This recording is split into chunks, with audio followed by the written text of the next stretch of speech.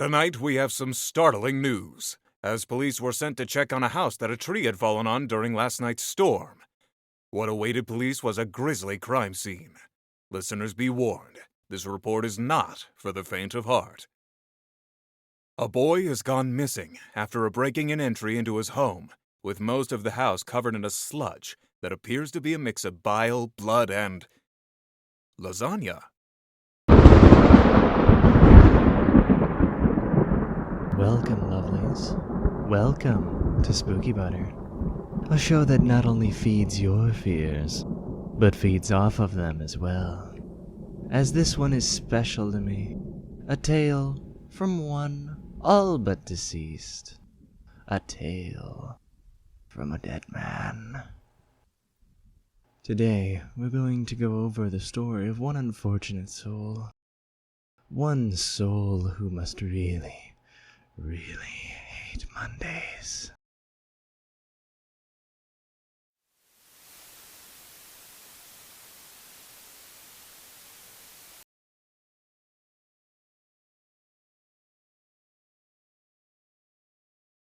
Everyone is familiar with Garfield to some extent.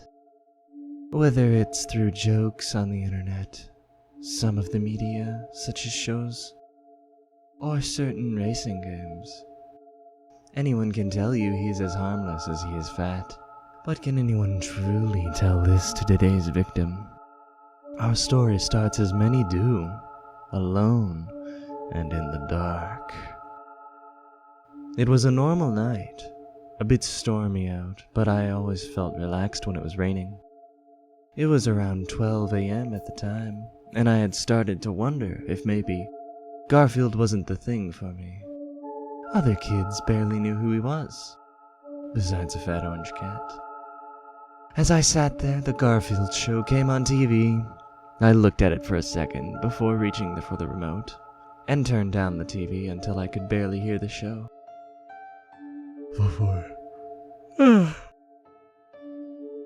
Before slowly drifting to sleep. I awoke to a dark house, with TV blaring static. My cat woke as I moved to turn off the TV. He jumped off my lap and walked away.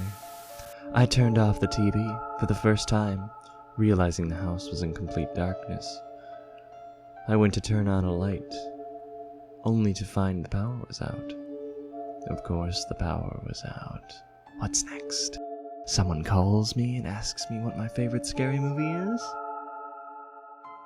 As I thought this, I felt my way upstairs to grab my flashlight. Finding it, I was relieved to find it still worked. Kind of. The flashlight wasn't great at illuminating the house. As the darkness seemed to eat up the light, the flashlight would often flicker and go out temporarily, to which I would have to shake it or hit it to turn it back on.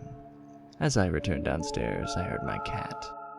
Anyone who has had a cat is familiar with the sound they make when they see another cat. A sound almost like a car revving. In no hurry to see what my cat was alerted by, as he was old and likely just saw something inanimate in the dark, confusing it for something. Once I was halfway through the living room, the noise stopped, and I assumed he had realized he was getting mad at nothing. As I sat back down and attempted to sleep, a horrific scent entered my nostrils. It was a terrible smell. A mix of old lasagna and rotted meat. I immediately gagged and turned to the direction of the smell. The dim light flickered to life, and an illuminated patch of orange fur with what looked like lasagna and blood. As I raised the light, it revealed a massive creature, appearing in a crudely made costume of Garfield, looking to be made out of a sewn-together skin with patches of putrid fur dotting it. As the light flickered and went out on its face, I quickly shook the light, only to see him lunging at me. I quickly dove off the chair, watching as his massive form rolled over it like a blubbery mass, making a disgusting sound and leaving a trail of vital chunk-filled liquid behind him. I would have ran for the door, but the mass of the beast blocked my exit. He got up and charged again, deceptively and disturbingly fast for his size. I ran up the steps, running to my room and slamming the door. I heard the sound of the mass of flesh hit the door, and it spoke. "Whoever locked this door should be dragged out into the street and shot," it said, its voice sounding like it was constantly choking down vomit. A tree had been knocked down by the storm, blocking off my window and the only route of escape. I looked back to my window, a 3-story drop, but my only other chance of escape. As I opened the window and was hanging out, ready to drop, I heard the creature bust down the door. As I let go, his paws, massive in size, with claws that were large enough to the point where surely retracting them would tear his paws apart. Holding me out the window, he looked down at me, grinning and revealing a maggot-filled mouth of jagged teeth. He stated, "I hate Mondays," before dropping me from the window into my yard. I snapped back to consciousness, not knowing how long I had been out. I looked down to realize I was tied to a chair that had been destroyed, now held together with what appeared to be a mix of lasagna and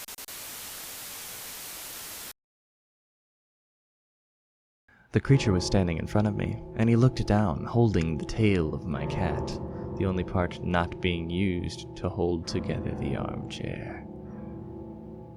"I'm not known for my compassion," he growled. "When I want in now." As he said this, he pulled out a tray of lasagna and pushed it towards my face, and I instinctively pulled my head away. "Eat your heart out," he snarled, slamming a piece into my mouth, which he held open with his other paw. The lasagna was indescribable, the worst mix of rancid flavors, and things both burnt and raw. I started to cry, but he just kept going, feeding me piece after piece. After he stopped to let me breathe, I immediately vomited. "What was in that? What was in that?" I asked, distressed and fearful. "Trust me, you don't want to know," he replied shyly, dropping the tray. "Feed me," he said as he approached. "I don't understand," I answered confused, tears still streaming down my face, and the whole contents of my stomach on the floor. "Feed me," he said louder, approaching, and unhinging his jaw like a snake, saliva and black slobber dripping from his mouth. Realizing what he'd meant, I did all I could, and begged him to let me go. Looking into his eyes, I realized there was no escape. I knew my life was over. Feed me.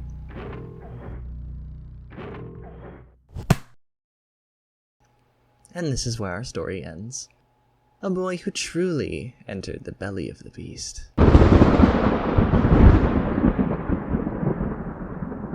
However, this isn't the only report of incidents like this, as many a soul have become another meal for Garfield, and some were even unfortunate enough to survive.